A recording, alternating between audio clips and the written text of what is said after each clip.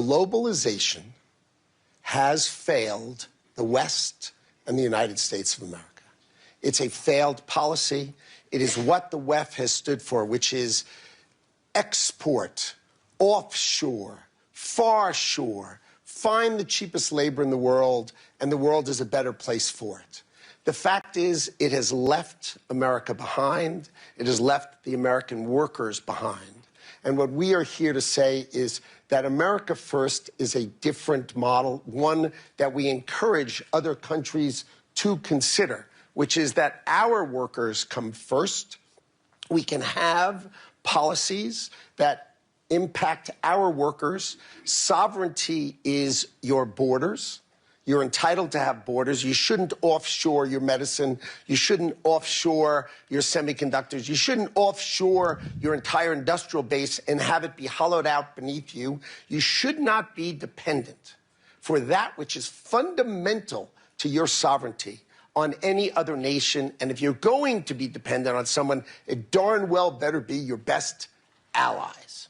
Okay? And so that is a different way of thinking. It is completely different than the WEF. I viewed the WEF as not a flagpole in the middle, but in fact, they are the flag. Whichever way the wind blew, so it blew. You should have solar, you should have wind. Why are you going to do solar and wind? Why would Europe agree to be net zero in 2030 when they don't make a battery? They don't make a battery. So if they go 2030, they are deciding to be subservient to China, who makes the batteries. Why would you do that? Why would the United States of America, which has oil and natural gas, try to convert to all electricity? China does not have oil and natural gas. Electricity and electric cars make perfect sense to them. That is practical and logical. So the point I want to make, and I want people to think about, is that America First is the job of our government to take care of our workers, to make sure their lives are better for it. And then, don't be America alone, right? But be America First. And I would suggest that policy is something for other countries to deeply consider, to take care of their own, and then we will work out wonderful relationships between us. I'm very struck by and taken by the idea of putting your own country first and considering your own security and resilience. I think it's about 3 years ago now that I gave a speech where I coined the term securomics, which is all about building security and resilience in your economy. And the days when it didn't matter where things were made and who made them were in the past. And that's become increasingly clear since the pandemic, when we were over-reliant on PPE and medicines from abroad, and then again when Russia invaded Ukraine because of what happened to oil and gas prices.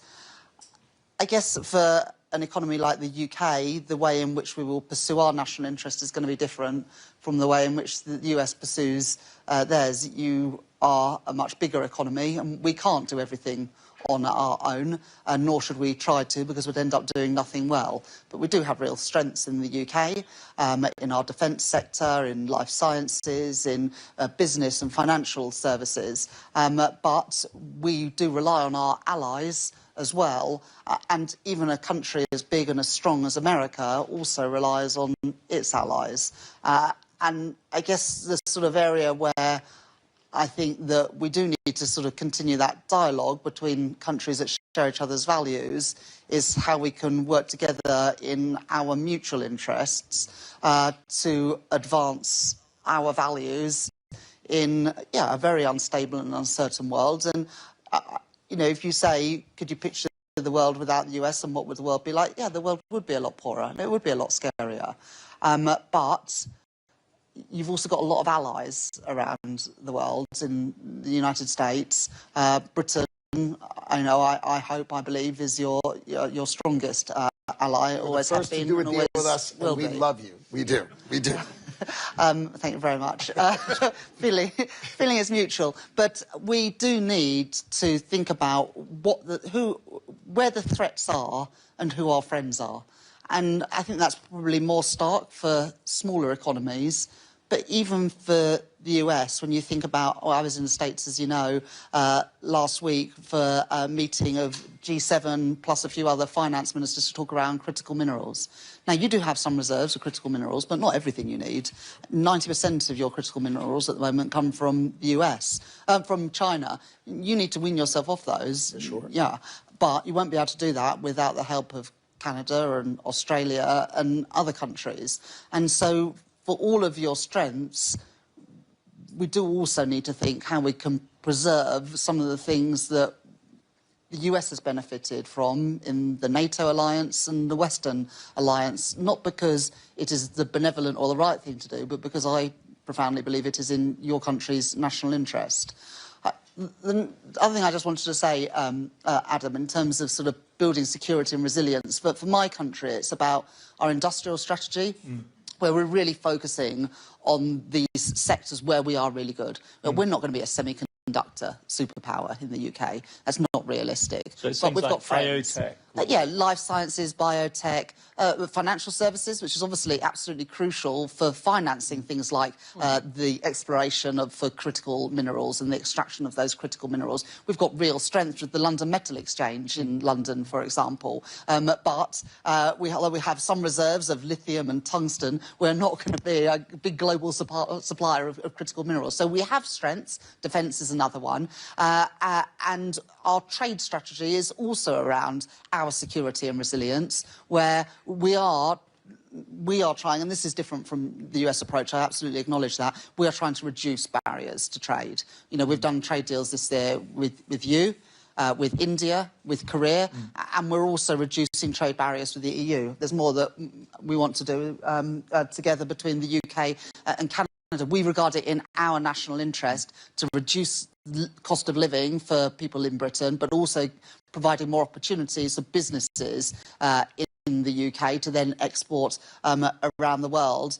And, you know, energy security is important to us as well. We do have some reserves of North Sea oil and gas, and they will be important for many decades to come, but we are a net importer of oil and gas. We do have, because of the shallow waters in our seas, big opportunities around wind technology. We don't have what you have in the US, and so we've got to find our own way to boost our energy security, and we strongly believe that renewables is a really important part of that mix, as is nuclear.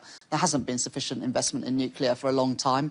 We've signed off Sizewell C, big nuclear reactor, as well as small modular reactors in North Wales. So, you know, that security for us is around energy security, our security through our industrial strategy and our trade strategy as well. So I think a lot of shared analysis of what the problem is. The solution is going to be different in every country, but what I would urge Howard and others in the administration just to think of is how your allies can also help you achieve your objectives, which I think are in your national interest as well as helping all of the Western world to thrive.